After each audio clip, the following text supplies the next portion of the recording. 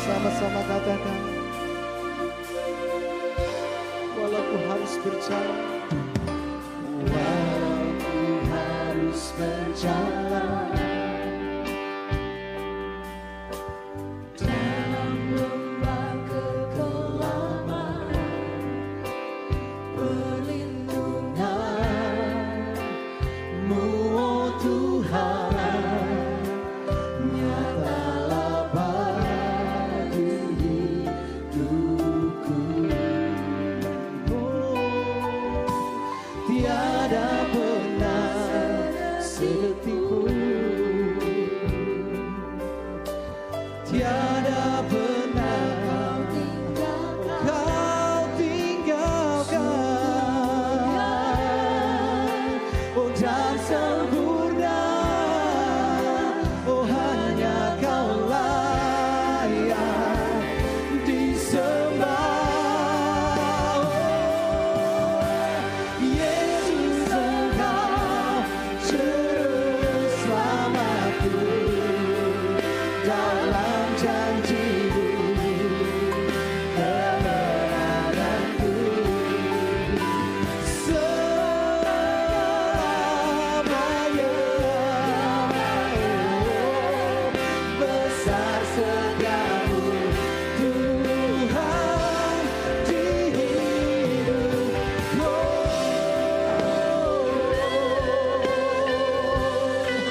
Besar kesetiaan-Mu dalam hidup kami Tuhan, bahkan melebihi hidup kami kesetiaan-Mu. Itulah yang Kau nyatakan buat kami.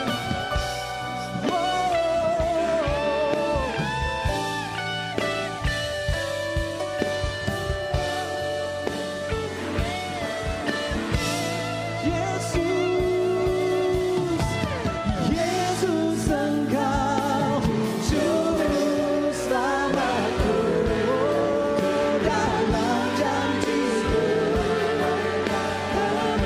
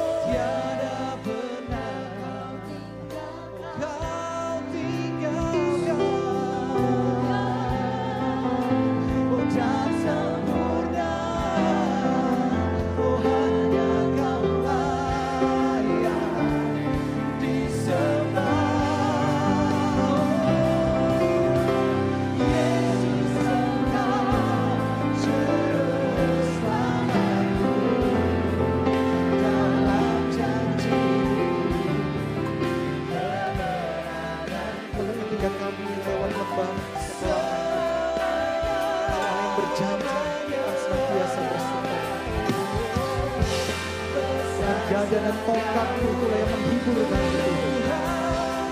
Engkau yang mengenyangkan kami Tuhan.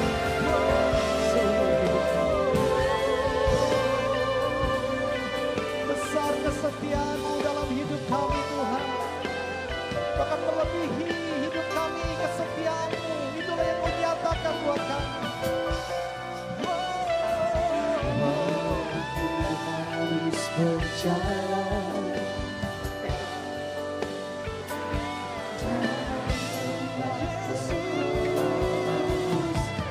Yesus Engkau juru selamat Tuhan dalam janji-Mu bagi hidupku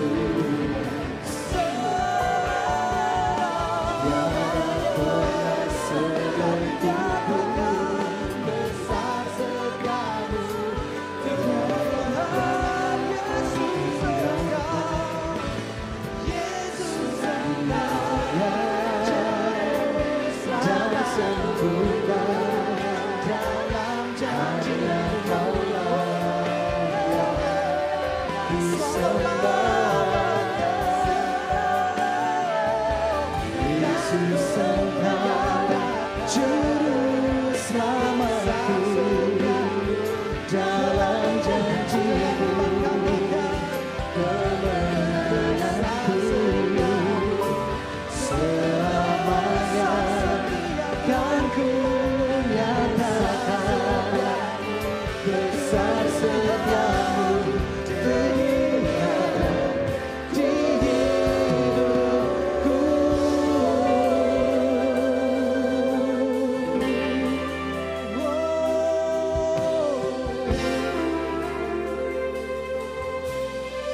Sama-sama katakan, walau ku harus berjalan, Walau ku harus berjalan dalam lembah kekelaman, perlindungan-Mu, oh Tuhan, nyatalah bagi hidupku. Tiada pernah setipu, tiada pernah Kau tinggalkan. Oh dan sempurna, oh hanya Kau layak disembah. Yesus Engkau juru selamatku dalam janji-Mu kemenanganku selamanya. Besar setiamu Tuhan di hidupku.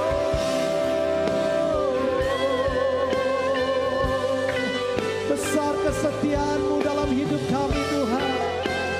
Bahkan melebihi hidup kami kesetiaan-Mu. Itulah yang Kau nyatakan buat kami.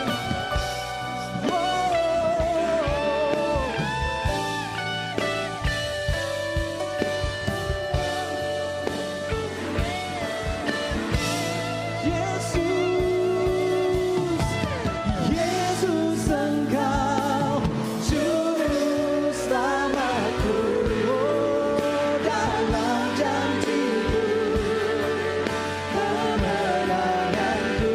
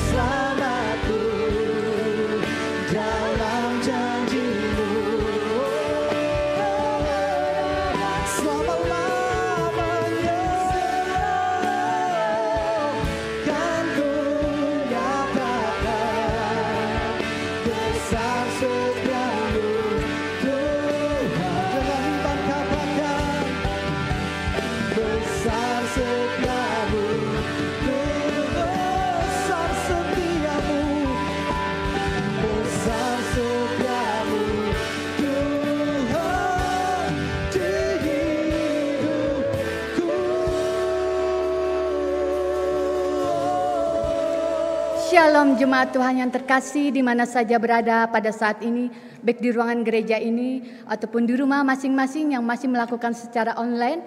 Bagaimana kabarnya? Kiranya anugerah Tuhan, penyertaan Tuhan sempurna untuk kita. Sebelum kita masuk dalam ibadah pada hari ini, marilah kita mempersiapkan hati kita dan kita bersama-sama masuk dalam saat teduh.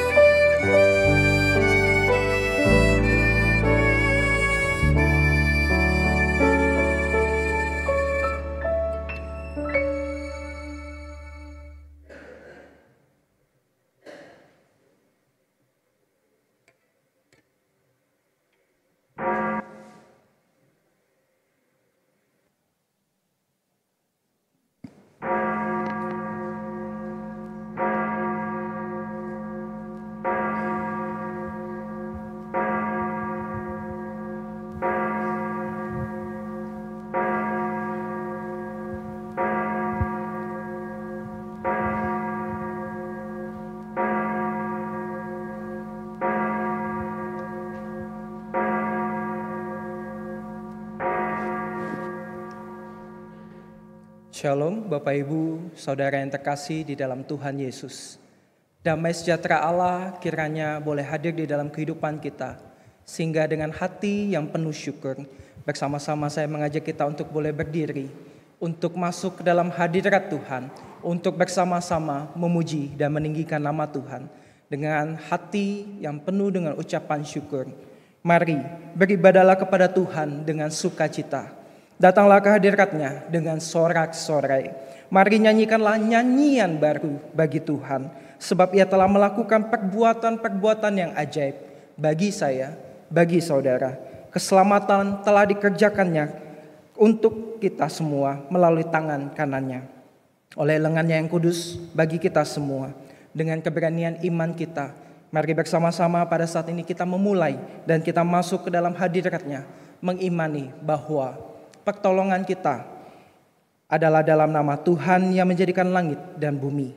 Ibadah kita pada saat ini ditabiskan dalam nama Allah Bapa, Putra dan Roh Kudus. Kasih karunia, rahmat dan damai sejahtera dari Allah Bapa kita dan Kristus Yesus Tuhan kita dan persekutuan Roh Kudus menyertai saudara. Amin. Kerinduan kami cuma satu, memuliakan Engkau ya Bapa. Tuhan bertata atas segala pujian dan penyembahan umat-Nya. Karena itu kami datang dan mempersembahkan ucapan syukur kami. Karena kami tahu apabila kami datang dan membawa korban pujian, kami menyenangkan hati Engkau ya Bapa. Kami rindu memuliakan Engkau. Kami menyembah-Mu. Kami menyembah-Mu dan roh dan kebenaran. Kami bersyukur, kami menyembah-Mu Tuhan. Buat kasih setiamu dalam hidup kami. Terima kasih Tuhan. Besar setiamu. Besar setiamu Allah Bapa-Ku. Besarlah kasih-Mu yang melimpah. Tiada kurang dan tidak berubah, sempurna dan tetap selamanya. Besar setiamu Tuhan. Besar setiamu. Besar setiamu Tuhan. Besar setiamu. Tiap pagi berikan rahmat baru. Segala yang ku perlu Kau sediakan. Besar setiamu kepadaku. Terima kasih Tuhan buat pengampunan dosa yang Kau berikan bagi kami.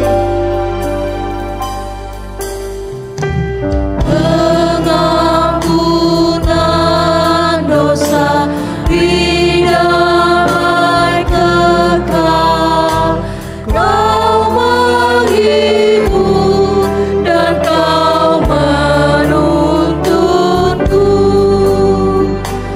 Teguh dan pengharapan gelap. Kasih setiamu selamanya. Besar setiamu Tuhan. Besar setiamu. Besar setiamu.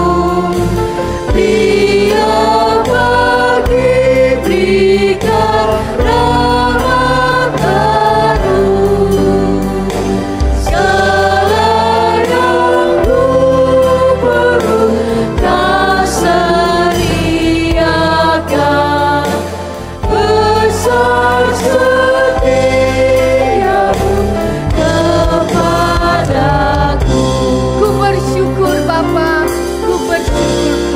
Ku bersyukur Bapa. Ku bersyukur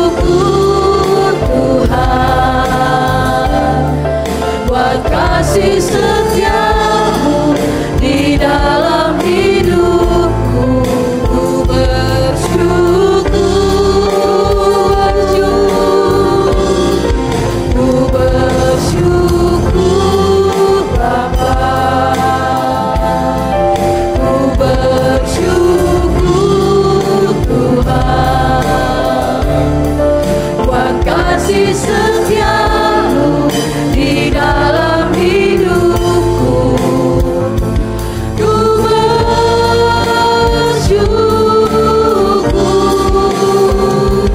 Tuhan,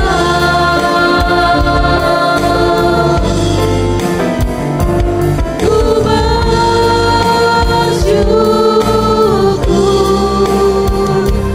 Tuhan.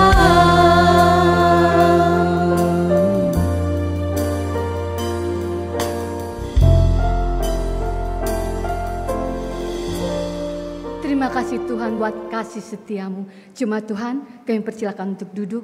Kita akan masuk dalam ruang pengakuan dosa.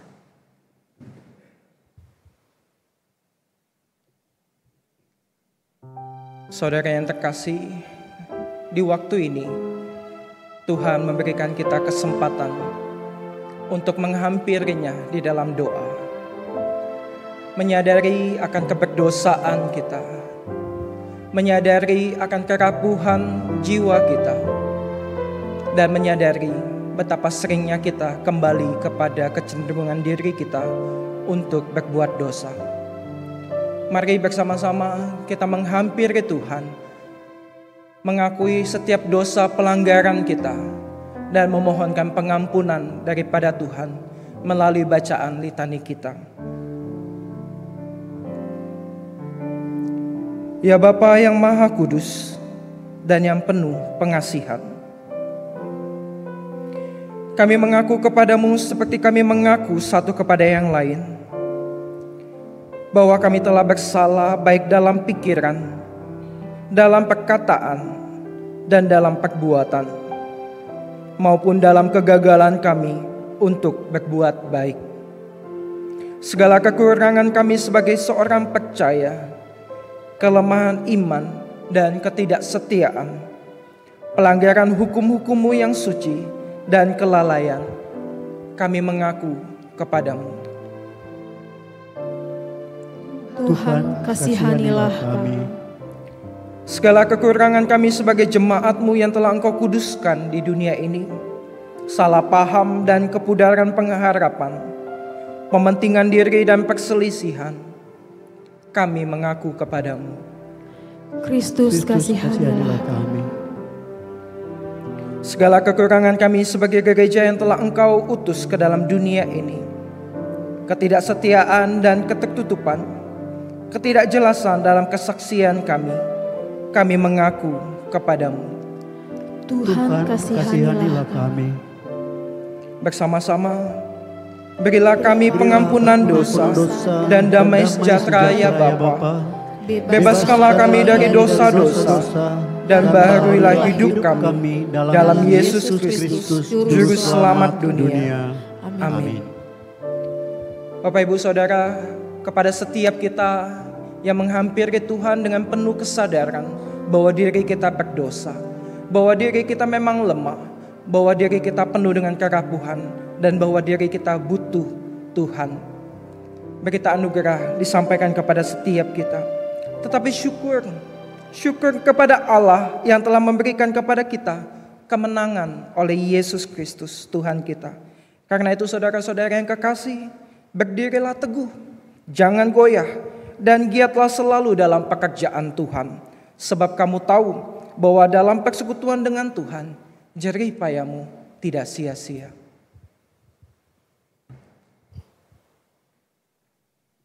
Jemaat Tuhan yang terkasih, kita sungguh-sungguh bersyukur buat pengampunan dosa dan anugerah keselamatan yang telah kita terima. Dan bagian kita adalah kita meresponi akan berita anugerah itu. Dan kita bersama-sama memperbaharui komitmen kita. Mari jemaat kami persilakan untuk berdiri. Pembaharuan komitmen terambil dari Yesaya 12 ayat 1 sampai 2. Aku mau bersyukur kepadamu ya Tuhan, karena sungguh pun engkau telah murka terhadap aku, tetapi murkamu telah surut dan engkau menghibur aku. Sungguh, Allah itu keselamatanku, aku percaya dengan tidak gemetar. Sebab Tuhan Allah itu kekuatanku dan mazmurku. Ia telah menjadi keselamatanku. Kita adalah orang-orang yang diberkati Tuhan. Sebab itu hidup kita senantiasa bersukacita dan memuji Tuhan. Langkah-langkah hidup orang benar ada dalam ketetapan Tuhan. Kita tidak pernah jatuh tergeletak, karena tangan Tuhan selalu menopang kita.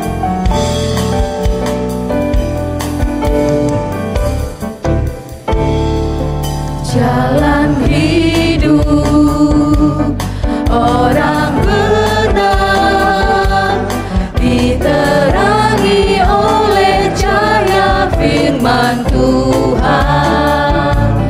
Jalan hidup orang benar semakin terang hingga rembang tengah hari.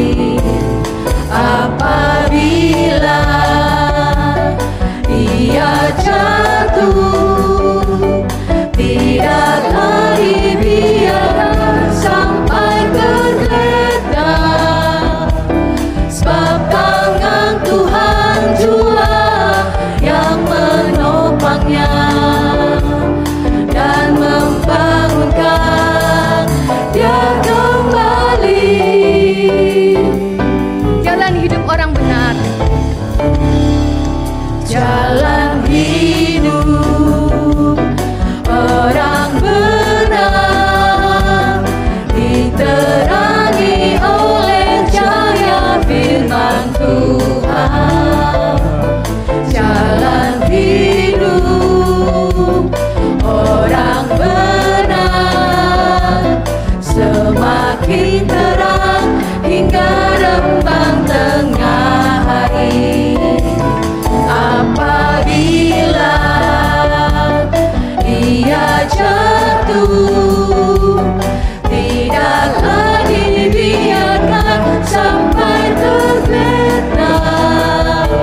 Sebab tangan Tuhan jua yang menopangnya dan membangunkan dia kembali. Sebab tangan Tuhan jua yang menopangnya dan membangunkan dia kembali. Jemaat Tuhan, kami persilakan untuk duduk. Tuhan mempunyai banyak cara untuk menyatakan kehendak-Nya, dan salah satunya adalah melalui firman Tuhan. Dan bagian kita adalah membuka hati untuk menerima firman Tuhan. Melalui pujian ini, kita mempersiapkan hati kita untuk menyambut firman Tuhan. Hanya dekat kasih-Mu Bapa, jiwaku pun tentram. Engkau menerimaku sepenuhnya.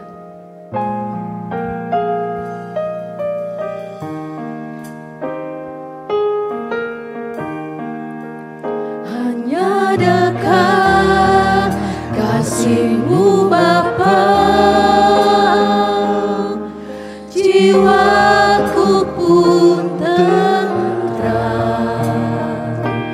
Engkau menerimaku dengan sepenuhnya, walau dunia melihat rupa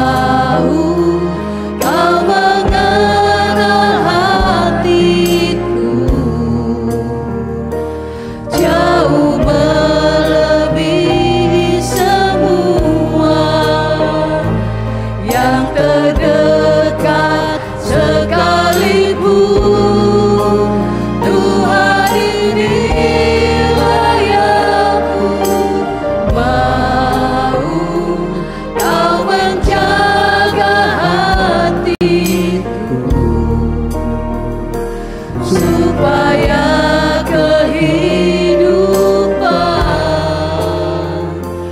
memancar senantiasa. Jemaat Tuhan, kami persilakan untuk berdiri. Betapa indahnya kita bisa hidup bersama Tuhan. Hanya dekat kasih-Mu Bapa, jiwaku pun tenteram. Engkau menerimaku dengan Engkau sepenuhnya. menerimaku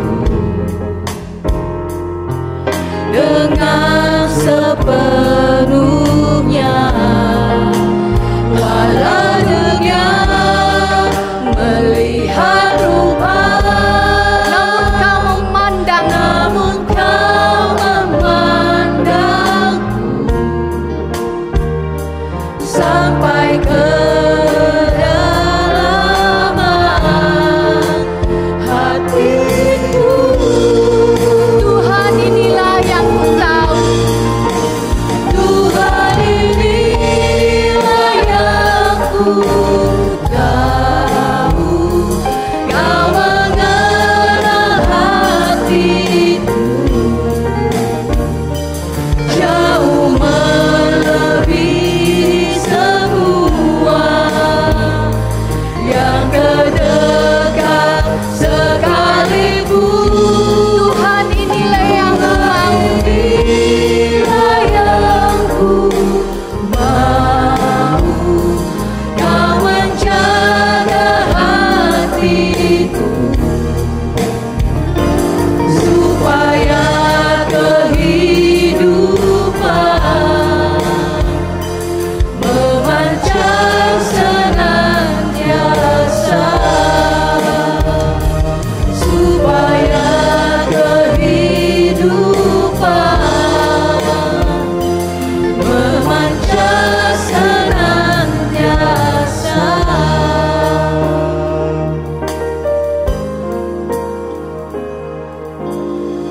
Mari kita berdoa. Tuhan, kami tahu, kami sadar Tuhan, bahwa kehidupan tidak bisa memancar dari hidup kami senantiasa kalau Tuhan tidak menjaga kami, Tuhan tidak memberkati kami.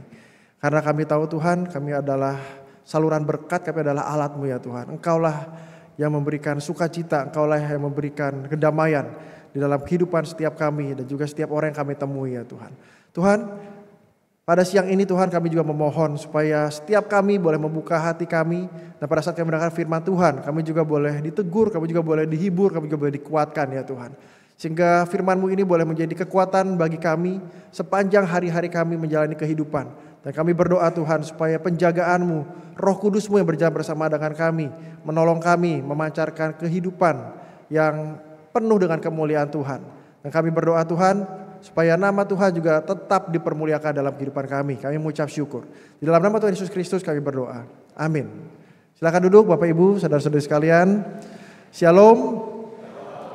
Ya, senang sekali bisa bertemu Bapak Ibu siang hari ini. Ya, ini setelah sekian lama saya tidak mampir ke Banjarmasin ya, GKKI ini.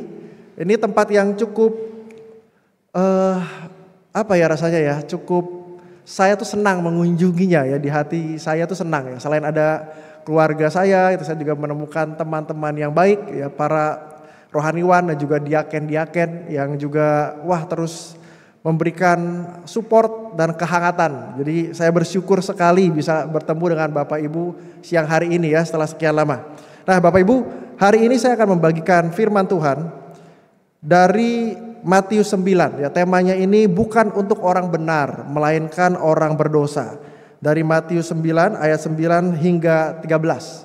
Nah, saya akan bacakan buat Bapak Ibu saudara-saudari sekalian ya. Matius 9 ayat 9 sampai 13. Setelah Yesus pergi dari situ, ia melihat seorang yang bernama Matius duduk di rumah cukai. Lalu ia berkata kepadanya, "Ikutlah aku." Maka berdirilah Matius lalu mengikut dia. Kemudian ketika Yesus makan di rumah Matius, datanglah banyak pemungut cukai dan orang berdosa dan makan bersama-sama dengan dia dan murid-muridnya. Pada waktu orang Farisi melihat hal itu, berkatalah mereka kepada murid-murid Yesus, "Mengapa gurumu makan bersama-sama dengan pemungut cukai dan orang berdosa?" Yesus mendengarnya dan berkata, "Bukan orang sehat yang memerlukan tabib, tetapi orang sakit. Jadi pergilah dan pelajarilah arti firman ini. Yang ku kehendaki ialah belas kasihan dan bukan persembahan. Karena aku datang bukan untuk memanggil orang benar, melainkan orang berdosa." Nah, Bapak Ibu, saya kalau membaca ayat ini ya, saya mengingat pelayanan yang pernah saya lakukan begitu ya. Saya ini seorang konselor dan saya tuh berpikir ya, kenapa ya saya itu tertarik dengan dunia konseling begitu ya. Nah, saya tuh teringat waktu saya remaja ya. Jadi dalam pelayanan saya dari remaja sampai saat ini ya, itu ada salah satu pelayanan yang sangat kuat melekat dalam memori saya, yaitu pada saat di remaja justru ya. Nah, di remaja itu Tuhan menghadirkan seseorang di dalam kehidupan saya ya, dan saya sulit lupakan orang ini ya, karena kesannya begitu kuat ya. Orang ini adalah seorang pria, namanya adalah Setiawan gitu ya. Nah, dia datang gitu ya, hadir, duduk di gereja, dibawa oleh seseorang, lalu diperkenalkan kepada saya, lalu akhirnya saya ngobrol sama dia dan setelah sekian lama menjadi dekat.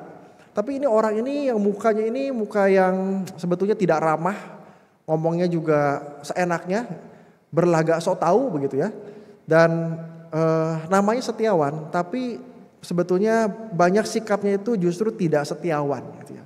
Dia punya story, punya cerita gitu ya. Dia itu sering sekali pindah-pindah gereja. Jadi dari satu gereja pindah ke gereja yang lain, pindah ke gereja yang lain sampai akhirnya masuk ke gereja saya. Ya misalnya dia itu ke gereja A katakanlah gitu ya. Lalu di gereja A selama beberapa waktu dia akan berjemaat, dia akan kenal orang-orangnya, dia akan dekat, terus dia ikut ibadah demi ibadah, dia ikut persekutuan doa. Tapi tidak lama setelah itu dia akan membuat masalah. Nah, tiba-tiba dia menghilang, plus gitar di gereja atau keyboard di gereja ikut hilang. Kita bingung kemana gitu ya. Nah, ternyata si Setiawan itu yang bawa gitu ya. Lalu dia pindah ke gereja B. Dan di gereja B dia akan beribadah, bertemu dengan orang-orang, berteman, masuk persekutuan, sama modusnya seperti itu. Lalu nggak berapa lama persekutuan doa, kita lepas semua sepatu, begitu pulang tiba-tiba hilang satu sepatu basket yang bagus. Wah, cari-cari kemana? Nggak ada, adanya sendal jepit yang jelek gitu ya. Nah, kemana itu? Ternyata Setiawan itu juga gitu ya, yang tidak setiawan. Dia kabur lagi. Lalu dia pindah ke gereja C. Di gereja C sama, dia ikut persekutuan, ibadah, remaja, pemuda gitu ya. Lalu tiba-tiba handphonenya seorang pemuda itu hilang. Nah, itu terjadi begitu terus gitu ya. Sampai gereja-gereja itu hafal sama Setiawan ini. Ya, di daerah Kelapa Gading itu beberapa gereja, wah hati-hati nih dengan si Setiawan, hati-hati dengan si Setiawan ini. Kenapa? Karena nanti akan ada masalah lalu hilang barang-barang. Sampai sebegitunya gitu ya.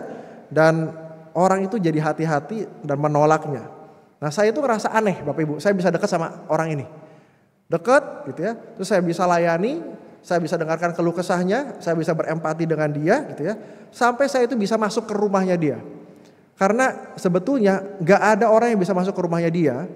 Karena Setiawan ini selalu bikin masalah. Jadi orang-orang itu datang ke rumahnya gitu ya untuk tegur, dan orang tuanya tuh lock, kunci supaya Setiawan ini gak bisa keluar dari rumah. Nah, saya satu-satunya orang yang bisa masuk ke rumahnya dan dianggap baik sama orang tuanya dan dipercaya. Nah, sehingga kalau saya jemput Setiawan, ya, Om saya mau jemput Setiawan buat ke gereja, buat komsel, buat persekutuan doa, itu boleh dipercaya. Dan dalam momen-momen tertentu Setiawan itu sikapnya membaik, jadi dipercaya. Sampai suatu saat ya ternyata Setiawan ini memanfaatkan nama saya. Jadi dia bilang, "Pah, saya mau keluar sama Michael. Mah, saya mau pergi persekutuan doa sama Michael. Oh, saya mau pergi komsel sama Michael. Saya mau olahraga sama Michael." Tapi ternyata tidak benar gitu. Jadi dia pakai nama saya gitu, menggunakan nama saya, membohongi ayahnya. Dan ternyata ya sepandai-pandainya tupai melompat jatuh juga gitu ya, ketahuan. Dan begitu ketahuan gitu ya, ayahnya itu marah luar biasa, enggak sabar. Dan saya ngelihat di depan mata kepala saya sendiri, dia pukul anaknya pakai rantai besi dengan ada gembok besinya. Dia pukul Wah, saya syok sekali, saya lihat astaga, segitu kerasnya itu. Ayahnya memanggil dia kata-kata yang kasar, memaki gitu ya, dibilangin anak setan dan lain sebagainya itu, dan mengusir dia dari rumah. Wah, itu hal yang mengerikan dan saya tidak dibolehkan lagi ke rumahnya Setiawan itu gitu ya. Dan sejak saat itu saya menjumpai dia beberapa kali terlibat dengan masalah hukum. Jadi memang susah sekali tobatnya. Ya, dan dia mencuri, terus dia masuk penjara karena melakukan kriminal gitu ya. Dan sejujurnya sampai sekarang saya tidak tahu dia itu di mana.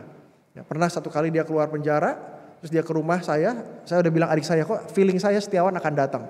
Di rumah gak ada orang, adik saya ketakutan setengah mati. Dan kenapa? Karena fisiknya berubah, mukanya juga berubah, jadi lebih keras begitu ya. Nah, sehingga akhirnya banyak orang menolak dia gitu ya. Banyak orang menolak dia, gereja-gereja menolak dia, bahkan orang tua pun menolak dia. Mengapa? Karena memang bukan hanya dia unlovable gitu ya, tapi juga menciptakan banyak damage gitu, menciptakan banyak kerusakan kepada orang lain, kepada gereja-gereja. Nah, itu membuat orang itu tidak menyukai tidak menyukai si Setiawan itu. Sehingga ya sekarang ini tidak tahu di mana. Kalau ditanya apakah wajar gitu ya, mungkin wajar kali ya kalau ada orang segitu kriminalnya, segitu unlovable-nya, lalu juga membuat kerusakan di mana-mana. Ya mungkin wajar ya kalau kita menolak. Saya nggak membayangkan kalau dia ada di Banjarmasin, dari gereja ini ke gereja sana lalu kehilangan barang-barang gitu ya. Dan mungkin pada saat dia datang kembali ya kita sangat berawas-awas, berhati-hati gitu ya. Malah kalau perlu dijagain, mata dia kan ngeliatin semua. Mungkin begitu gitu ya. Karena mungkin ya wajar gitu ya. Tapi kehidupan dia memang kehidupan yang tidak mudah. Ya, dia tidak tahu orang tua aslinya siapa. Dia diangkat oleh orang tua yang dipelihara, tapi ternyata juga tidak dipelihara dan malah disiksa, sehingga dia sendiri bingung dengan dirinya apa yang harus dia lakukan.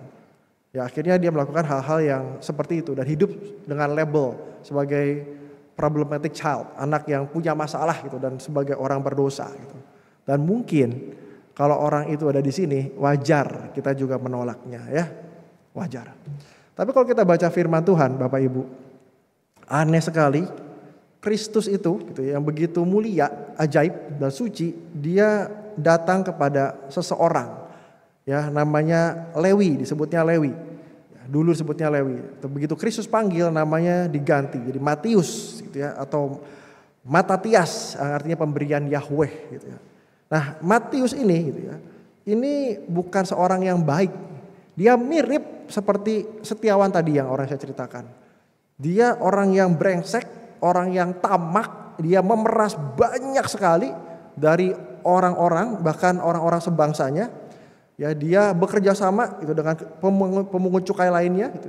Dan dia memperkaya dirinya sendiri. Dia bekerja di Kapernaum dan dia punya rumah yang besar di Kapernaum. Ya, dari ayat yang kita baca, dia bisa kumpulin orang banyak, para pemungut cukai dan orang berdosa itu kumpul di rumahnya di Kapernaum. Itu rumah yang besar sekali dan itu adalah hasil dari ketamakannya, dari pencuriannya gitu ya. Pekerjaannya dia mengumpulkan iuran, pajak yang dibawa oleh orang-orang. Jadi pedagang, petani, importir barang semua itu dipajakin dan hasilnya dikorupsi gitu ya. Dan terkena sebagai orang yang korup, rakus, tamak dan memeras untuk kepentingan pribadinya. Ya, apalagi kerjaan dia itu di-backing oleh kerajaan Romawi. Maka tidak ada satu orang pun yang berani menolak atau melawan, tapi banyak orang membencinya. Karena mereka adalah kumpulan pendosa, kumpul bersama-sama. Dan pemungut cukai di zaman itu dinilai amat sangat rendah bagi orang-orang Yahudi. Gitu ya. Makanya orang Farisi itu bisa bilang, kenapa gurumu makan bersama-sama dengan pemungut cukai dan orang berdosa. Gitu ya.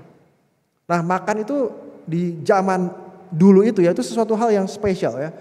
Jadi mereka tuh tidak mungkin makan bersama-sama kecuali ada pernikahan. Gitu ya. Beda sama kita nih ya. Wah, apa-apa makan gitu ya. Saya baru datang diajakin makan sama Joni gitu sampai batas maksimal gitu ya. Lalu ketemu lagi sama Doni diajak makan sampai batas maksimal gitu ya. Terus wah, spesial banget lah ya, istimewa gitu. Nah, kalau zaman dulu orang itu begitu kumpul, itu justru karena ada persekutuan dan pergaulan erat. Karena tidak biasa begitu. Jadi waktu melihat Kristus Yesus duduk makan bersama pemungut cukai gitu ya. Dan isinya orang-orang berdosa dan banyak yang bukan Yahudi gitu ya. Itu orang itu bingung. Dan pemungut cukai itu sangat dibenci oleh orang-orang Yahudi gitu. Dan Yesus secara khusus memanggil Matius, mengajak gitu ya. dan berkumpul bersama dengan teman-temannya. Nah itu apa gitu ya, apa itu gitu. Dan memang Bapak Ibu, Matius itu sebenarnya tersentuh ya. Pada saat Yesus memanggil dia, itu kayak sesuatu hal yang dia tunggu, dia cari. Maka hari itu juga dia berdiri, dia memutuskan mengikut Tuhan. Dia meninggalkan meja cukai gitu ya, berdiri ikut Tuhan serta mengadakan pesta perpisahan dengan teman-temannya. Kenapa dia adakan itu? Tanda saying goodbye dengan kehidupan yang lama. Dia mau masuk kehidupan yang baru dan juga sekaligus mengajak teman-temannya melihat siapa Yesus Kristus itu. Berusaha supaya teman-temannya pun mengenal Yesus Kristus gitu ya. Sehingga sebetulnya Matius tidak lagi memungut cukai saat itu. Dia berubah profesi memungut jiwa bagi Kristus gitu ya. Nah itu suatu hal yang luar biasa bisa seperti itu. Ya saya tidak menceritakan Matiusnya bisa luar biasa. Tapi apa yang dilakukan oleh Kristus bisa mengubah kehidupan Matius yang sebetulnya amat sangat brengsek. Yaitu ada seorang penulis artikel namanya Jack Zavada. Dia bilang bahwa Matius itu memperlihatkan salah satu kehidupan yang diubahkan secara radikal di dalam Alkitab sebagai respon dan ajakan Yesus. Ya. Matius itu tidak ragu, tidak lihat ke belakang, dia meninggalkan kehidupan yang berlimpah kekayaan dan rasa aman untuk menerima kemiskinan dan ketidakpastian. Dia bisa menolak kesenangan dunia demi janji hidup yang kekal. Gitu ya. Nah ini aneh sekali. Saya pikir ya, kalau setiawan itu tadi yang saya ceritain ada di dalam posisi itu, belum tentu dia mau tinggalkan. Siapa yang mau meninggalkan kehidupan seistimewa itu? Saya pernah melayani seorang petugas pajak Bapak Ibu. Ya, petugas pajak masih muda, umurnya 20-an, baru kerja 2-3 tahun di tempat pajak gitu ya. Dia sudah bawa BMW X6 gitu ya, X6. Gede, bagus sekali gitu. Terus dia punya beberapa restoran di daerah Kemang, di Jakarta itu daerah istimewa gitu ya. Dia punya rumah yang besar, tapi dia punya gangguan kecemasan. Seorang Kristen gitu ya, yang mungkin setiap harinya kumpulin uang dari sana dari sini buat memperkaya hidup dia. Hari Minggu ke gereja dengerin firman Tuhan, lalu gelisah hatinya, lalu bingung harus seperti apa. Saya sampai mikir, aduh Tuhan, ini orang udah nyuri uang rakyat gitu ya, udah jahat. Masa saya bantuin sih dia jadi hidupnya jadi tenang, jadi rileks, apa biarin aja lah dia gelisah terus lah ya gitu. Biarin aja, di hati kecil tuh ada gitu ya. Tapi ya tidak itu, memang harus dilayani gitu. Dan dia itu pegang uang begitu erat. Dia takut, cemas, takut kalau di masa depannya nanti dia gak punya uang lagi. Karena dia bilang kalau orang pajak sampai tuanya itu biasanya gak punya uang. Sampai rela terima minta-minta duit gitu ya. Dia bilang sampai 1 juta aja mereka minta-minta, wah ngemis gitu. 1 juta itu dianggap ngemis karena pendapatan itu ratusan juta gitu ya.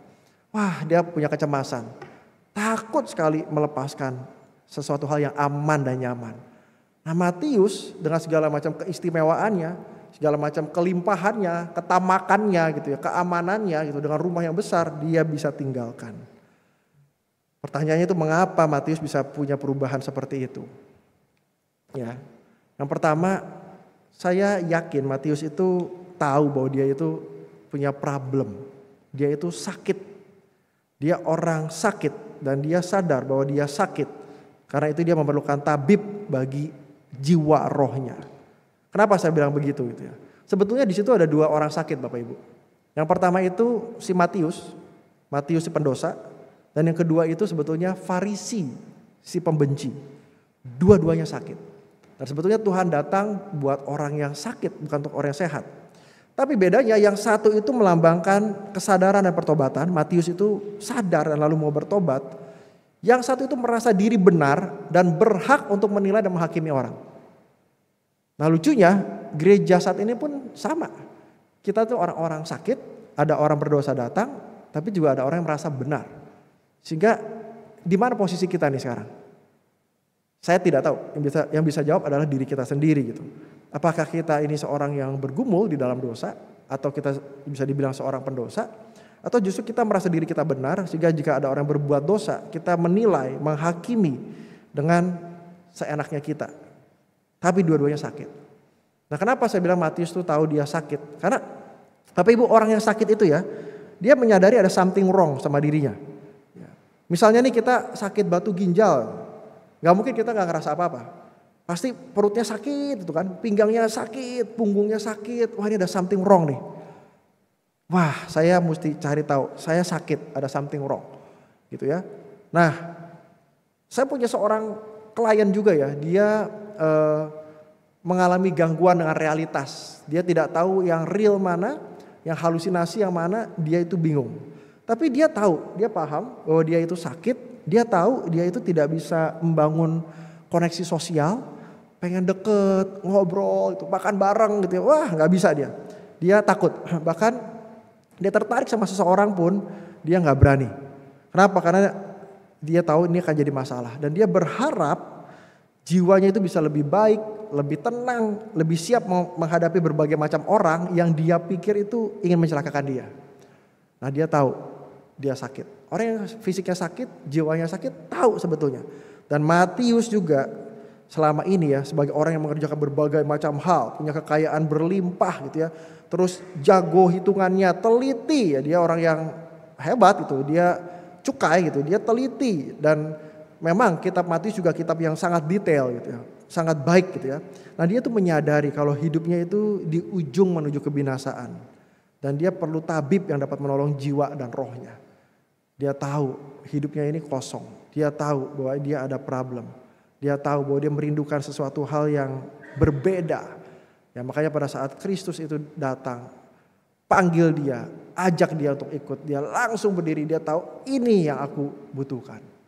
Kenapa? Karena yang kedua dia menyadari hidup yang kekal itu lebih berharga daripada hidup yang berkelimpahan.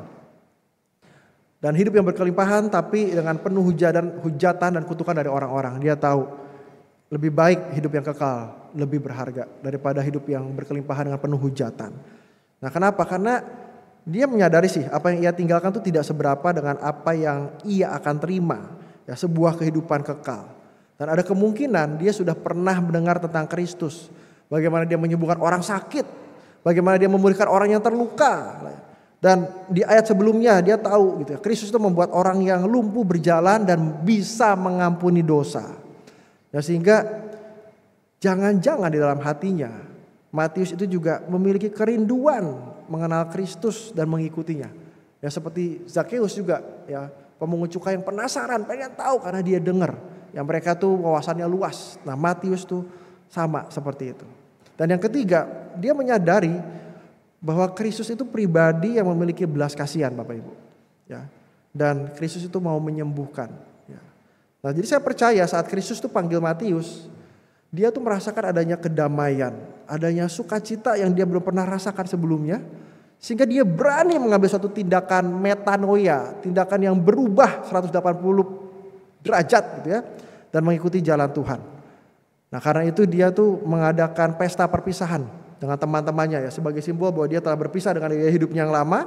Dan pada saat yang bersamaan dia maju bersama dengan Kristus. Nah Bapak Ibu kita sendiri sebetulnya perlu menyadari bahwa kita ini adalah orang berdosa Bapak Ibu.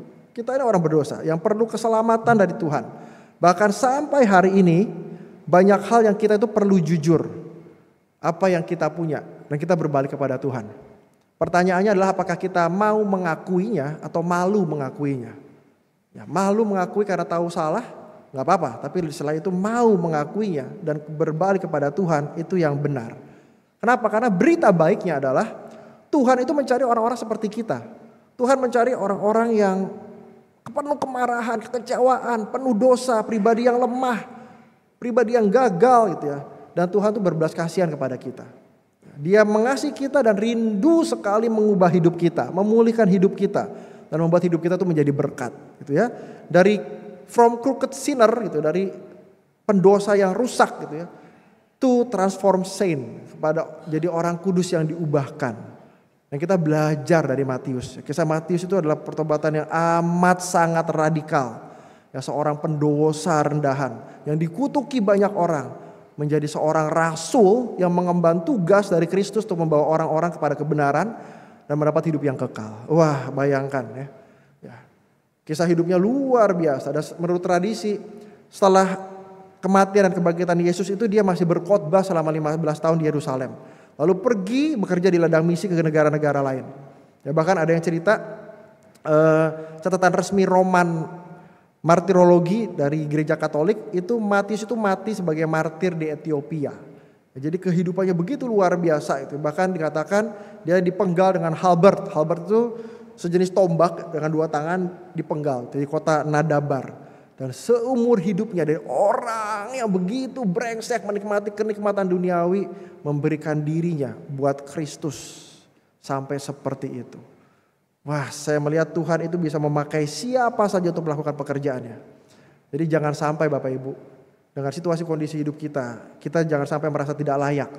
Apalagi karena penampilan kita, karena pendidikan kita tidak tinggi misalnya, atau masa lalu kita gitu. Justru Kristus itu mencari komitmen yang tulus dari hati kita. Ya, kita juga harus mengingat bahwa panggilan tertinggi dalam hidup kita itu melayani Tuhan. Ya, orang-orang yang ditebus oleh Tuhan tidak mampu berterima kasih kepada Tuhan. Hanya cara berterima kasih itu hanya dengan melayani Tuhan. Jadi Bapak Ibu, ya, saudara-saudari, setiap kita yang mengasihi Tuhan, yang mencintai Tuhan, harus melayani Tuhan. Harus melayani Tuhan. Karena itu satu-satunya cara kita tuh bersyukur, berterima kasih atas apa yang Kristus sudah kerjakan. Apa yang Kristus sudah lakukan. Ya. Uang, ketenaran, kekuasaan itu tidak bisa dibandingkan dengan menjadi pengikut Yesus Kristus. Dan Matius menunjukkannya betapa dia meninggalkan segala sesuatunya. Jadi apa yang dapat kita pelajari dan apa yang dapat kita lakukan melalui firman Tuhan hari ini? Yang pertama, seperti Kristus, maka kita juga harus belajar mengasihi orang berdosa.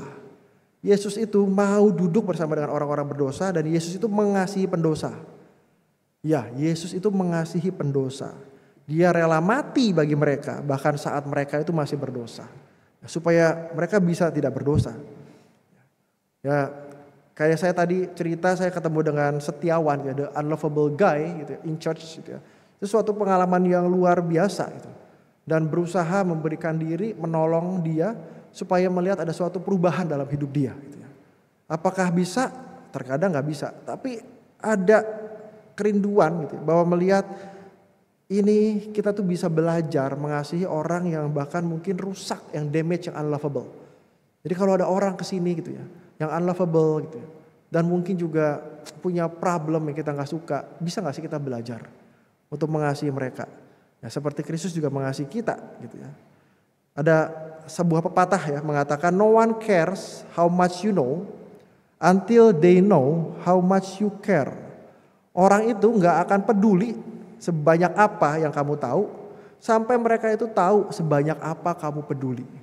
Nah, jadi seberapa besar kita akan menunjukkan kepedulian kepada orang-orang yang Tuhan percayakan hadir dalam kehidupan kita. Orang yang baik, orang yang menyenangkan, termasuk orang-orang yang tidak baik dan tidak menyenangkan. Itu apakah kita mau belajar seperti Kristus gitu ya, mengasihi orang yang berdosa. Dan yang kedua, kita perlu melihat bagaimana seseorang itu dapat berubah. Punya kepercayaan bahwa dengan adanya kasih dari Kristus, seseorang itu dapat berubah. Enggak selamanya serta-merta begitu, terus hidupnya jahat, terus brengsek, terus. Nah, kita mesti punya iman di situ. Seperti Yesus juga melihat bahwa Matius yang seorang pendosa pemungut cukai itu bisa menjadi seorang rasul dan martir yang setia. Petrus yang pengecut bisa menjadi pengkhotbah yang hebat, yang berani gitu.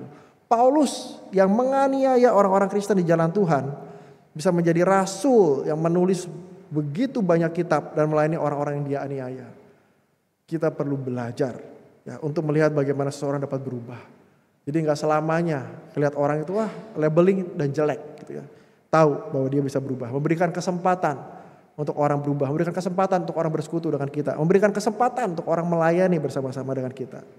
Dan yang ketiga, seperti Matius, setelah kita mendapatkan keistimewaan itu semua, meskipun kita tidak layak, kita itu perlu melayani secara sungguh-sungguh.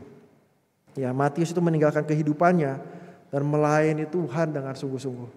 Bapak Ibu, kita adalah orang yang dicintai Tuhan dan kita sekarang ada di sini duduk, kita juga orang-orang yang mengasihi Tuhan. Kita harus melayani Tuhan. Siapkan hati kita untuk betul-betul melayani Tuhan. Hanya itulah yang istimewa, panggilan ilahi yang paling istimewa di bumi ini. Saya mau menutup dengan satu kisah. Ini sebetulnya cerita lama, cerita real, tapi sudah lama. Cerita tentang Nicky Cruz. Dulu saya pernah lihat filmnya gitu ya. Terus beberapa waktu yang lalu saya baca ceritanya ya. Nicky Cruz ini adalah gangster terkenal ya. Nama gengnya itu Mau Mau dan dia pemimpin. Ini geng di New York City yang terkenal ganas. Dan dibilangnya Nicky adalah binatang gitu ya. Dia bisa ngomong begini. Nicky Cruz bisa ngomong begini, Anda bisa mendapatkan kepuasan dengan seks. Anda bisa mendapatkan kepuasan dengan alkohol. Anda bisa mendapatkan kepuasan dengan semua jenis obat. Tapi dia bilang, saya mendapatkan kepuasan dengan kebencian dan kekerasan. Jadi dia ngeset diri dia untuk cari kepuasan dengan kebencian dengan kekerasan. Khususnya di gengnya dia. Buat dia New York itu adalah hutan. Jadi hukum rimba yang berlaku. Kita berperilaku seperti binatang, kata Nicky Cruz. Gitu ya. Binatang itu tidak tahu perbedaan antara benar dan salah. Nggak peduli. Dan hewan itu harus membunuh hewan lain untuk bertahan hidup. Jadi yang dia pakai pemikirannya seperti itu. Dan masalah sakit, nyeri, kekerasan itu bukan sesuatu hal yang baru buat Nicky. Nicky Cruz itu dibesarkan di kawasan terburuk di San Juan di Puerto Rico. Dan orang tuanya itu adalah dukun yang mempraktekkan ilmu sihir. Dan kalau kecil dia salah itu ya, dia bisa mengalami penderitaan dari orang tua itu secara brutal. Orang tua siksa Nicky. Ayahnya sering telanjangin dia terus masukin sebuah tempat yang isinya tuh penuh dengan burung banyak sekali. Dia ketakutan di sana dalam keadaan telanjang berteriak dan burung-burung itu panik, takut dan akhirnya mencakar seluruh tubuhnya Nicky gitu. Dan ibunya, yang dilakukan ibunya adalah memukuli dia sampai dia pingsan berkali-kali, tidak sadar berulang kali. Sehingga kalau dia ambil pisau ditusuk ke dalam, itu dia gak akan merasakan sakit. Saking seringnya disakiti oleh ibunya. Dan ibunya memanggil dia adalah anak setan. Jadi bukan hanya orang tuanya itu kejam, orang tuanya pun sering sekali kerasukan. Ya dia sering ngelihat ibunya tuh dirasuk iblis berkali-kali karena melakukan pemanggilan arwah, ritual setan, pengorbanan hewan itu adalah semua yang normal dari kehidupan orang tuanya. Sering sekali. Dan ibunya bisa makan segalanya di bawah pengaruh setan. Dan sama ayahnya seperti itu. Darah apa segala macam yang bau menjijikkan itu dipakai semua oleh orang tuanya. Jadi begitu Nicky kabur dari rumahnya, dia muncul di New York, dia menjadi pria yang keras, yang kosong gitu dan penuh dengan kebencian. Dia bergabung dengan geng itu ya yang ditakuti dan dalam usia muda dia sudah menjadi warlord. Warlord itu adalah kepala geng. Dan di situ dia semakin brutal. Dia cuma bilang saya ingin lakukan kepada orang lain apa yang ibu saya lakukan untuk saya. Jadi dia hajar orang-orang gitu ya. Dan dia merasa baik, merasa nyaman, merasa enak ketika dia menyakiti beberapa orang. Itu Nicky Cruz, mengerikan sekali hidupnya. Apakah bisa berubah orang seperti itu? Sampai suatu ketika dia sendirian di apartemen, tiba-tiba hatinya merasa begitu gelisah. Ya begitu dia gelisah, dia kesepian gitu ya. Seperti ada sesuatu yang masuk ke dalam dirinya dan memakan dirinya. Gitu. Merangkak masuk memakan. Wah dia ngerasa bergumul begitu rupa dan merasa sangat kehilangan. Dan dia tahu hidup dalam geng itu umurnya gak panjang. Biasanya 20 tahun itu akan mati. Gitu. Dan dia sudah 19 tahun. Jadi dia merasa 1 tahun lagi dia akan mati. Dan hanya 2 orang yang melihat kondisi hidupnya. Yang satu itu psikolog, yang satu lagi seorang pendeta. Psikolog itu bilang begini, ada sisi gelap dalam hidup kamu yang tidak dapat ditembus. Nicky, kamu akan berjalan langsung ke penjara, kursi listrik dan neraka. Tidak ada harapan. Dia klaim seperti itu. Tapi ada seorang pendeta namanya David Wilkerson. Dia itu mempertaruhkan nyawanya untuk memberitahu Nicky bahwa ada harapan untuknya. Dan dibilang saya mendengar suaranya. Allah memiliki kekuatan untuk mengubah hidup Anda. Pendeta itu ngomong. Dan Nicky itu mulai kutukin pendeta itu. Diludahin wajahnya. Dipukulin pendeta itu. Dan dia bilang saya tidak percaya apa yang kamu katakan. Keluar kamu dari tempat ini. Dan diancam untuk dipotong. Dan Wilkerson menjawab. Kamu boleh memotong saya. Menjadi 1000 bagian. Dan meletakkannya di jalan. Tapi setiap bagian itu akan tetap mengasihimu. Begitu Nicky dengar itu, goncang dia. Gak make sense buat dia. Gak ada kata-kata seperti itu pernah dia dengar dalam hidupnya. Buat dia itu merusak. Ada kerusakan terjadi di otak saya dan hati saya, dia bilang. Saya mulai mempertanyakan. Dan selama 2 minggu dia tidak bisa tidur. Apa betul ada cinta seperti itu? Sampai suatu saat dia memutuskan untuk datang ke ibadah gereja pendeta Wilkerson. Yang begitu gigih untuk membawa kepada Kristus. Tujuannya adalah memberikan pelajaran, bikin dia kapok, bikin gereja itu guncang. Tapi ternyata ada hal yang tidak disangka terjadi. Sebelum si pendeta Wilkerson berkhotbah, dia minta Niki dan grup mau-mau itu bertugas untuk mengumpulkan persembahan. Wah, Niki yang penjahat, yang maling gitu ya happy. Dia melompat berdiri, dia pimpin gengnya, kerumunin orang-orang dan minta mereka kasih uang. Dan pada saat dia pergi ke belakang panggung, dia lihat pintu keluar, dia mau kabur. Tapi dia tiba-tiba bingung, menemukan kenyataan betul-betul ada orang yang percaya kepada dia. Si pendeta David Wilkerson. Dan ada orang yang mau ngasih uang meskipun dia yang bawa gitu.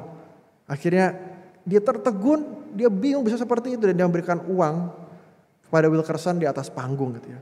Dan saat itu pendeta Wilkerson berdoa, melakukan altar call, jemaat maju satu demi satu, dan ternyata di situ momen di mana dia merasa ada cinta yang tulus yang dia tidak layak sebetulnya.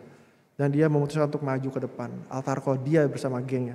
Dan di situ dia didoakan. Dia merasakan penyalipan Tuhan. Kematian Yesus di kayu salib itu yang meraih Niki.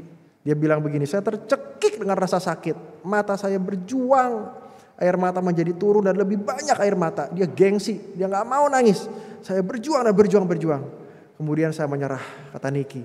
Saya membiarkan Yesus memeluk saya dan saya biarkan kepalaku beristirahat di dadanya.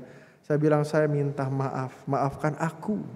Dan untuk pertama kalinya Niki mengatakan kepada seseorang bahwa saya mengasihimu. For the first time in his life. Kasih yang Niki dapatkan itu mengubah hidupnya secara radikal. Dan ketika dia membuka matanya, dia punya hati yang baru. Dia dilahirkan kembali, terus dia bilang saya anak Tuhan. Dan besoknya Niki beserta gengnya itu datang ke polisi, dia sudah bertobat, dia serahkan senjata mereka. Pistol, pisau dan segala macam batu, alat pukul dia serahkan. Sampai polisi itu bingung hal itu terjadi karena polisi pun takut kepada grup Niki Cruz. Setelah itu dia sungguh-sungguh bertobat, dia meninggalkan gengnya, dia mendaftar di sekolah Alkitab dan bertemu dengan istrinya namanya Gloria. Lalu menikah kembali ke New York City, tempat di mana mereka bergumul dan mereka menjalankan pelayanan tantangan remaja. Ya, sebuah program untuk membantu remaja bermasalah. Dan Niki itu mengangkat 4 anak perempuan dan di seluruh dunia melayani sebagai seorang penginjil dan pemimpin Niki Cruz Ministry. Dan dia bilang saya adalah manusia yang paling bahagia. Karena saya telah mencapai ribuan sampai jutaan orang yang telah datang kepada Yesus melalui pesan saya. Namun dia bilang keberhasilan terbesar dalam hidup saya adalah ketika saya membawa ibu saya kepada Yesus dan ayah saya dan kakak saya kepada Yesus. Dia memutuskan untuk memaafkan orang tua yang begitu kejam. Dan dia tulis di bukunya dia judulnya Soul Obsession, bukunya yang terbaru. Dan ketika pengampunan sejati datang, kasih itu datang, gitu ya, maka awan gelap itu akan lenyap. Dia tahu dia memiliki akses langsung ke hati Kristus. Jadi binatang Niki Cruz yang penuh kebencian itu sekarang menjadi pecinta jiwa-jiwa yang Tuhan percayakan. Bapak Ibu, kita mungkin gak akan ketemu orang seperti Niki Cruz. Mungkin gak akan ada orang kayak gitu kita temui. Tapi ternyata Tuhan itu mampu mengubah hidup seseorang yang rusak, yang brengsek menjadi hati yang baru. Kasihnya itu cukup untuk mengubah hidup. Dan betul-betul kita bisa melihat bahwa kehidupan seseorang bisa berubah. Sekarang kita sebagai anak-anak Tuhan, kita perlu berdoa supaya kita juga punya hati yang sama. Mungkin kita melihat situasi kondisi di rumah yang kita gak suka, unlovable family, kita diperlakukan tidak fair. Kita ketemu teman-teman yang jahat dengan kita, yang mereka tidak mengerti apa yang mereka perbuat. Apakah ada hati untuk kita itu mengasihi pendosa? Apakah ada hati untuk kita melihat bahwa orang bisa berubah? Dan apakah ada hati untuk kita melayani jiwa-jiwa seperti Kristus melayani? Mari kita berdoa. Tuhan, kami mengucap syukur atas firman Tuhan yang mengingatkan kami, menegur kami, menolong kami Tuhan. Bahwa kami dipanggil untuk melayani Tuhan. Kami tahu Tuhan kami adalah orang-orang berdosa. Kami tidak layak ada di sini, duduk di sini menikmati kasih anugerah Tuhan. Tapi Tuhan mengasihi kami. Dengan segala macam pergumulan kami, masa lalu kami, dosa kami, dan berbagai macam hal yang mungkin memalukan. Tapi Tuhan tetap memanggil kami, memeluk kami, mengasihi kami. Kami adalah seorang pendosa dan Tuhan mengasihi pendosa. Justru karena itu Tuhan, kami juga belajar untuk mengasihi orang-orang yang bergumul bersama dengan kami. Karena kami pernah di posisi itu. Tuhan tolong supaya kami boleh menjadi saluran berkat Tuhan. Kami boleh melayani orang-orang yang unlovable. Melayani orang-orang yang mungkin hidupnya rusak. Dan kami berdoa ya Tuhan. Tuhan, datangkan pribadi-pribadi yang membutuhkan Engkau ke gereja ini. Biar setiap kami juga boleh melayani dengan penuh kasih. Karena Tuhan telah melayani kami terlebih dahulu dengan penuh kasih, dengan penuh cinta. Tuhan, kami berdoa supaya gereja ini, setiap jemaat satu persatu terus-menerus boleh menjadi berkat dan memiliki kerinduan yang besar untuk melayani Tuhan, baik di dalam gereja maupun di marketplace di luar gereja. Tuhan, tolong Tuhan berkati. Dan kiranya banyak jiwa yang dimenangkan, nama Tuhan dipermuliakan. Terima kasih Tuhan, di dalam nama Tuhan Yesus Kristus kami berdoa. Amin.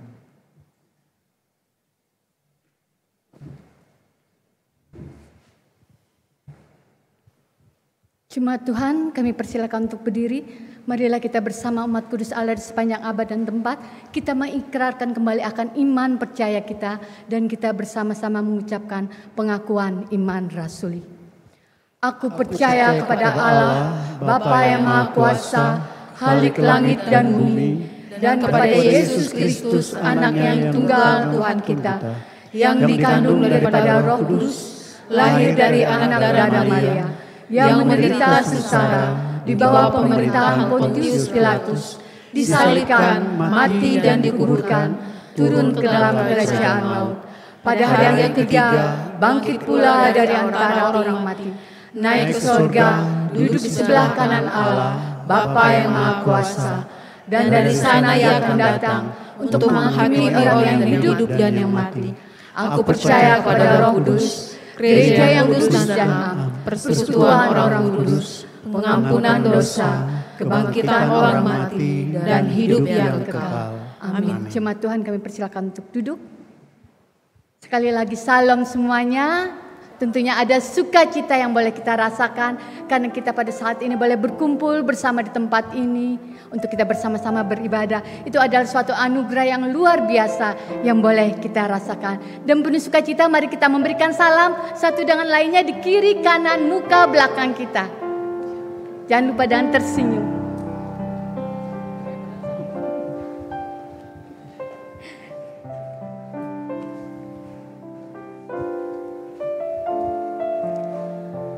Di tengah rasa sukacita kita pada hari ini, adakah jemaat Tuhan yang baru pertama kali datang beribadah tempat ini? Kalau ada, dengan kasih kami persilakan untuk berdiri.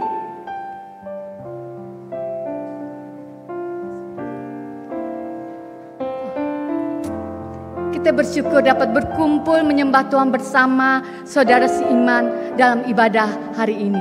Dan sebagai ungkapan syukur kita karena kita boleh berkumpul bersama tempat ini, marilah kita memberikan persembahan kita yang terbaik bagi Tuhan.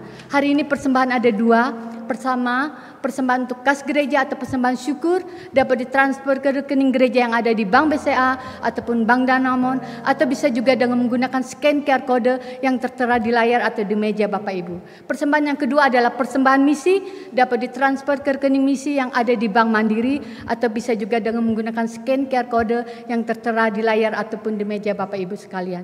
Dan bagi jemaat yang berhadir dapat memasukkan amplop persembahannya dan maju ke depan dan memasukkannya ke kotak persembahan. Mari jemaat Tuhan, bawalah persembahanmu yang terbaik bagi Tuhan. Hidupku ada perubahan yang ajaib sedang Yesus di hatiku.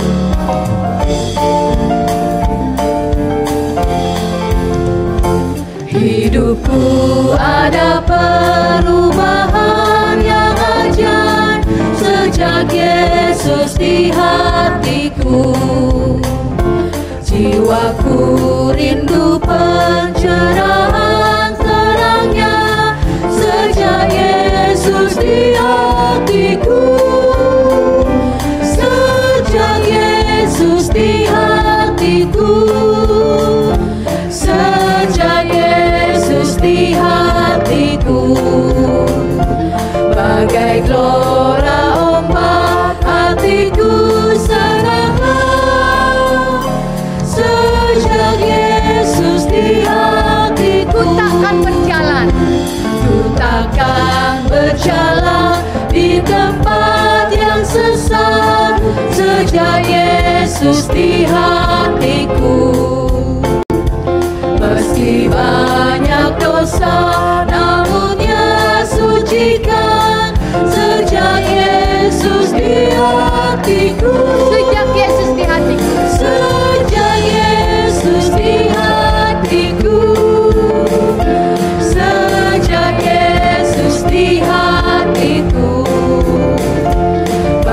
Bagai gelora ombak hatiku senanglah, sejak Yesus di hatiku.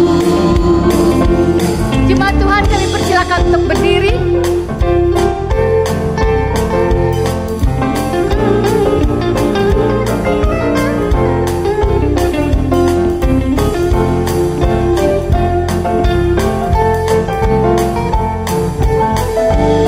Sejak Yesus di hatiku.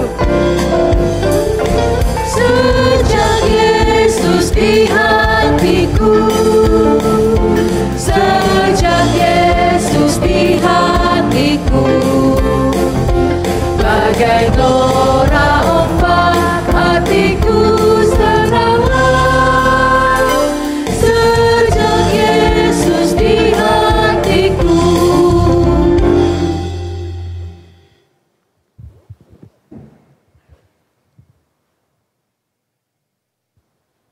Mari tundukkan kepala, kita berdoa untuk persembahan. Bapa yang maha besar, terpujilah Engkau Tuhan. Dari hati kami masing-masing yang ada di tempat ini, bahkan yang ada di rumah. Terpujilah Engkau Tuhan karena berkat-Mu atas kami. Banyak hal yang kami terima sepanjang minggu, sepanjang hari-hari yang kami lalui. Hari ini kami menerima berkat bersekutu dengan saudara-saudara seiman di tempat ini. Dan kami boleh mendengarkan firman Tuhan yang menguatkan, menyegarkan akan iman kami. Dan kami juga diberikan kesempatan oleh-Mu Tuhan untuk mengucap syukur dan mengembalikan syukur kami dalam bentuk kami mempersembahkan kepada Engkau Tuhan, kepada pekerjaan-Mu di tempat ini. Dan kiranya apa yang dikumpulkan kami bersama-sama Engkau sucikan dan Engkau kuduskan sehingga berguna bagi pekerjaan Tuhan di muka bumi ini, di dalam pelayanan di gereja ini Tuhan. Memberkati kembali Tuhan kami dan saudara kami yang hadir di tempat ini dan yang ada di rumah. Dan biarlah kami dipelihara oleh Tuhan dan kami mendapatkan berkat Tuhan dan kami boleh melayani Tuhan sepanjang hari, sepanjang sisa hidup kami. Dalam nama Tuhan Yesus yang sudah memberkati kami bersyukur dan berdoa. Amin. Bapak Ibu, kita akan berdoa untuk pekerjaan pemberitaan Injil di gereja kita ini. Yang pertama kita berdoa bagi jiwa-jiwa yang sudah dilayani dan sudah mendapatkan pemberitaan Injil supaya mereka tetap bertumbuh dalam iman. Mereka memulai mengenal Tuhan dan menjadi murid Kristus, setia mengikut Kristus. Kita juga berdoa orang-orang yang sudah terlibat dalam pekerjaan pemberitaan Injil supaya mereka diberikan kekuatan, kesehatan, kesehatian, dan terus kerelaan untuk memberitakan Injil. Mari kita berdoa bersama. Bapa, kami berdoa bagi jiwa-jiwa yang sudah menyatakan diri untuk percaya kepada Engkau Tuhan melalui pemberitaan Injil bidang penginjilan. Dan juga kami berdoa juga mereka yang sudah mendengar pemberitaan tetapi belum memutuskan dalam hatinya, biarlah Engkau yang bekerja dalam hati mereka. Dan mereka yang sudah menyatakan memiliki Engkau dalam hatinya, biarlah Engkau bekerja menolong mereka untuk bertumbuh secara rohani, iman mereka secara rohani bertumbuh akan pengenalan Engkau, mengasihi Engkau, dan mereka setia untuk tiap-tiap hari berdoa, tiap-tiap hari membaca Alkitab dan berdoa dan memohon kepadamu Tuhan untuk memahami dan mengerti dan menjalankan apa yang mereka baca. Dan juga mereka punya beban untuk bersaksi dan menyerahkan setiap segi kehidupan mereka dipimpin oleh Engkau Tuhan. Kami berdoa bagi rekan-rekan pemberita Injil di bidang penginjilan di gereja ini Tuhan, berikan hikmat, berikan kesetiaan, berikan kekuatan, kesehatan, dan kesehatian satu dengan yang lain, sehingga kami juga boleh dipercaya Tuhan untuk menemukan orang-orang yang siap untuk mendengar Injil. Inilah doa kami Tuhan, di dalam nama Tuhan Yesus kami berdoa. Amin. Bapak Ibu, mari kita berdoa juga untuk mitra pelayanan bidang penginjilan. Bapak Ibu yang ada di kanan saya berdoa untuk Yayasan Pukat Nusantara Indonesia. Ya, doakan Tuhan mencukupkan segala kebutuhan mereka, secara khusus dalam penambahan staf lapangan. Kiranya Tuhan mengirimkan dan mengutus tenaga pelayanan yang baru untuk penjangkauan di daerah Banjarmasin dan sekitarnya ya. Ini didoakan oleh Bapak Ibu yang ada di sebelah kanan saya. Sebelah kiri saya berdoa untuk Mitra Pelayanan Tuhan MPT yang menjangkau daerah-daerah Gunung Meratus. Doakan kebutuhan dana yang mereka butuhkan dalam setahun ini dan kiranya Tuhan mencukupkan segala kebutuhan yang mereka perlukan. Berdoa juga untuk kebutuhan tenaga pengajar atau guru di bidang misi. Kiranya Tuhan mengutus dan mengirimkan orang yang terbeban dalam pelayanan ini. Doa ini didoakan oleh sebelah kiri saya dan yang bersama-sama berdiri tempat ini. Mari kita berdoa. Bapa di sorga, Engkau yang mempunyai ladang pelayanan dan kami adalah orang-orang yang Engkau percaya untuk membantu pekerjaan pemberitaan Injil. Kami berdoa saat ini Tuhan untuk mitra pelayanan Tuhan yang berfokus menjangkau orang-orang di Gunung Meratus. Kami berdoa untuk kebutuhan dana, kami juga berdoa untuk kebutuhan guru atas sekolah yang mereka buka. Dan juga Tuhan, kiranya Engkau memberkati apa yang sudah mereka lakukan dan apa yang akan mereka lakukan. Memberkati sekolah-sekolah yang dibuka dan kiranya sekolah ini bisa mencerdaskan orang-orang di sana dan juga memberikan kesempatan untuk mereka mendengar dan menerima kasih Tuhan Yesus. Memberkati staf pengajar yang memberikan hidupnya untuk mengajar dan juga mereka ditolong oleh Tuhan dalam kehidupan sehari-hari. Kami berdoa di dalam nama Tuhan Yesus. Amin. Semua bapak berdoa, semua pria berdoa untuk yang sakit, yaitu Bapak Sitorus, Bapak Muhajantinus, Bapak Andi Cahyono, Bapak Budi Hartono atau Bapak Ibu Suryawati.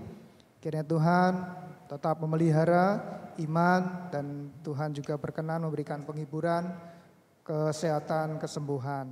Semua wanita berdoa untuk jemaat yang berulang tahun minggu yang sudah lewat. Itu yang ulang tahun kelahiran Bapak Wahid Tinduh, Bapak Robi, Bapak Leonard Leon, Ibu Dorcas, Ibu Sulis, Ibu Diaken Suryawati, Ibu Fatmawati, Bapak Kiswanto, dan juga doakan yang berulang tahun pernikahan yaitu Bapak Boyke dan Ibu Irin Rimba. Doakan untuk kehidupan, kesehatan, dan pelayanan mereka. Mari kita berdoa bersama. Bapak, kami berdoa untuk yang sakit yaitu Bapak Sitorus, Bapak Muhajantinus, Bapak Andi Cahyono, Bapak Budi Hartono.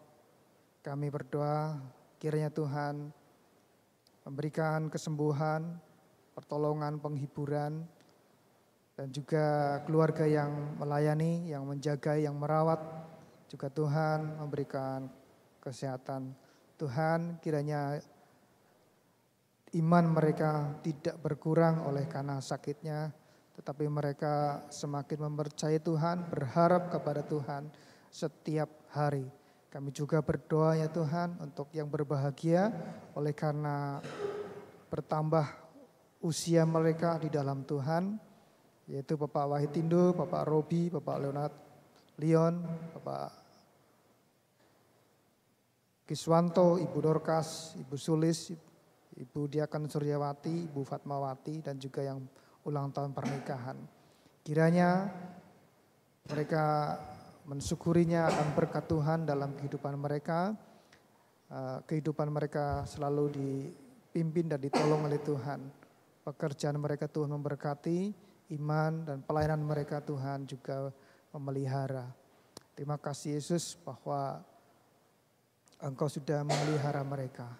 Bapa, semua doa yang kami naikkan ini, kami percaya bahwa Engkau akan menjawab dengan hikmat, kekayaan, dan waktu yang telah Tuhan tetapkan. Dan kami akan akhiri dengan doa yang Tuhan ajarkan kepada kami. Bapa kami yang di sorga, dikuduskanlah namamu, datanglah kerajaanmu, jadilah kehendak-Mu di bumi seperti di sorga. Berikanlah kami pada hari ini makanan kami yang secukupnya, dan ampunilah kami akan kesalahan kami, seperti kami juga mengampuni orang yang bersalah kepada kami. Dan jangan membawa kami ke dalam pencobaan, tetapi lepaskanlah kami daripada yang jahat. Karena Engkaulah yang punya kerajaan dan kuasa dan kemuliaan sampai selama-lamanya. Amin. Bapak dan Ibu, setiap kita diutus kepada dunia ini, arahkanlah hatimu kepada Tuhan. Pergilah ke dalam dunia dengan damai. Milikilah keberanian. Pertahankanlah apa yang baik. Jangan lakukan yang jahat. Hiburlah mereka yang tawar hati. Kuatkanlah yang lemah. Bantulah yang menderita. Hormati semua orang. Kasihi dan layanilah Tuhan. Bersukacitalah dalam kuasa Roh Kudus. Amin. Amin.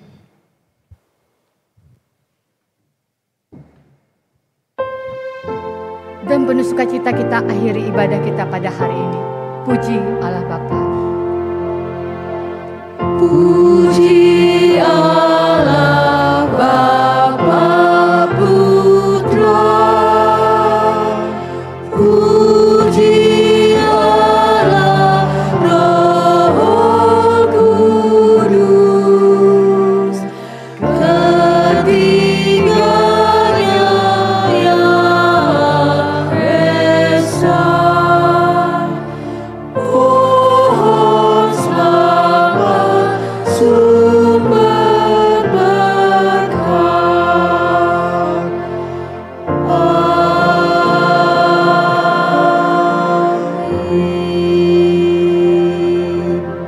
Arahkanlah hatimu kepada Tuhan dan terimalah berkat Tuhan. Tuhan memberkati engkau dan melindungi engkau. Tuhan menyinari engkau dengan wajahnya dan memberi engkau kasih karunia. Tuhan menghadapkan wajahnya kepadamu dan memberi engkau damai sejahtera. Amin.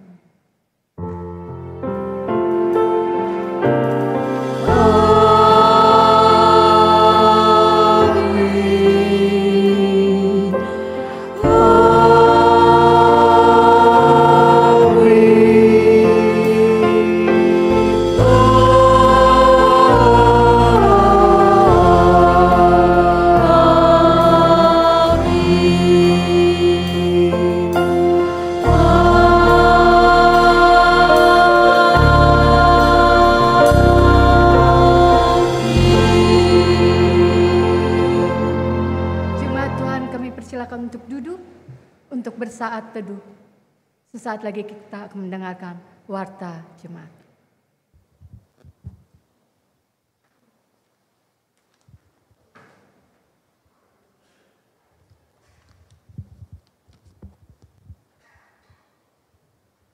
Shalom. Puji syukur ya, di pagi hari ini kita telah menyelesaikan ibadah kita. Dan dimohon kesabarannya untuk menyimak warta yang akan saya bacakan. Adapun segenap majelis dan jemaat mengucapkan terima kasih kepada Pendeta Muda Michael Christian yang sudah melayani di Gereja Kebangunan Kalam Allah Indonesia Jemaat Banjarmasin. Kiranya Tuhan memberkati setiap pelayanannya. Berita hamba Tuhan, yang pertama, selamat atas pengangkatan Pendeta Wahyudi STH sebagai Gembala Sidang GKK Indonesia Jemaat Banjarmasin. Yang kedua, selamat bergabung kepada Evangelis Desi Surya Chandra. Saya persilakan untuk ke depan. Yang mengambil pelayanan penuh waktu sebagai hamba Tuhan ber-SK Sinode. Mari kita beri aplaus, mengucapkan selamat datang. Terima kasih. Dari bidang ibadah, puji syukur kepada Tuhan di mana kondisi pandemi COVID-19 telah berlalu. Kondisi fasilitas kesehatan yang semakin membaik juga, maka gereja akan membuka kembali ibadah raya 3 pukul 17 WITA pada bulan Juli 2023. Dibuka kesempatan bagi seluruh jemaat untuk mengambil bagian dalam melayani Tuhan sebagai pelayan ibadah pada ibadah 1, 2, dan 3, di mana dapat menghubungi Evangelis Sri Waningsi dan Ibu Diaken Liani Tansil, serta Diaken Erik Wuwung. Selanjutnya dari Komisi Wanita, diundang kaum wanita untuk hadir bersama dalam persekutuan Komisi Wanita Lydia pada hari Kamis 22 Juni 2023 pukul 16 WITA di Aula Gereja lantai 1. Adapun pembicaranya Saudari Kristi Rika Elvira Julkanain dengan tema Lies Women Believe About God, atau kebohongan-kebohongan yang wanita percayai mengenai Allah. Di iService Class, apa arti dan standar sebagai pelayan Tuhan? Bagaimana cara hidup yang berkenan di mata Allah sebagai seorang pelayan? Mari kita belajar bersama dalam iService Class yang akan diadakan pada hari Selasa 27 Juni 2023 pukul 19.30 WITA bertempat di Aula Gereja lantai 1. Tema pelayanan yang berkenan di hati Allah oleh Pendeta Wahyudi. Dan akhir warta, saya harus buka. Maaf.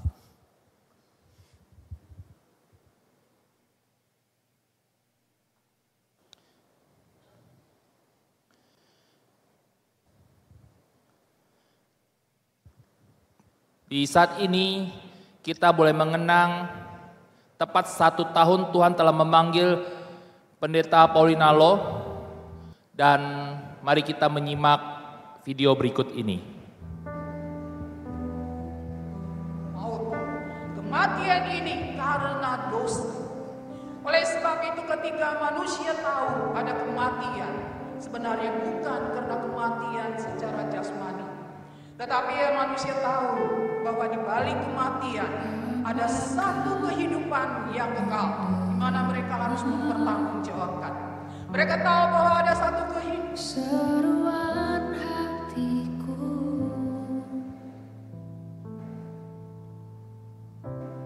tak pernah kau lepaskan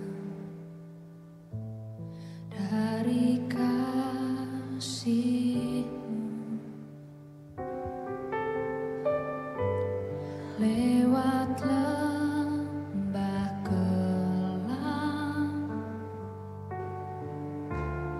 Kau temani aku,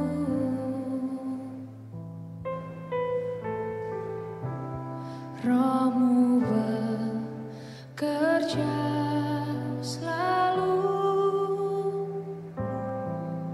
untuk kebaikanku.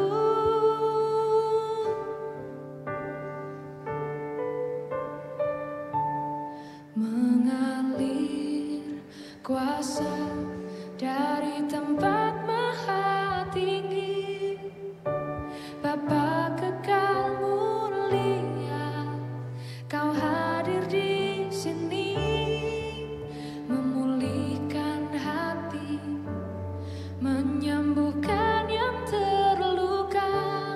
Ku kan tenang bersama-Mu, Bapa.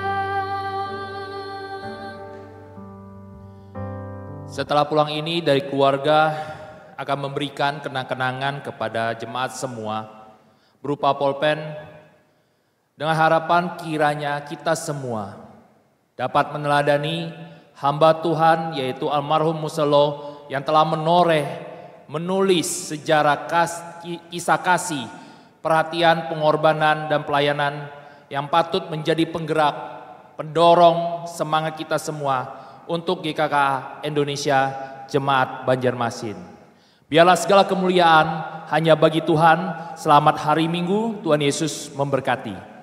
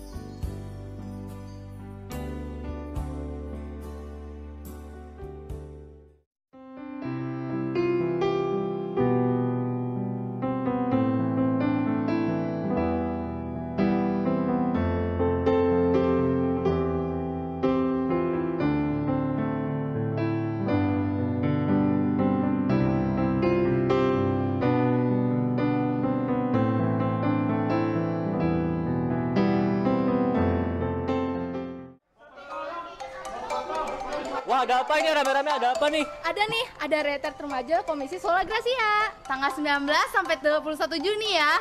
Yuk daftarkan diri sekarang.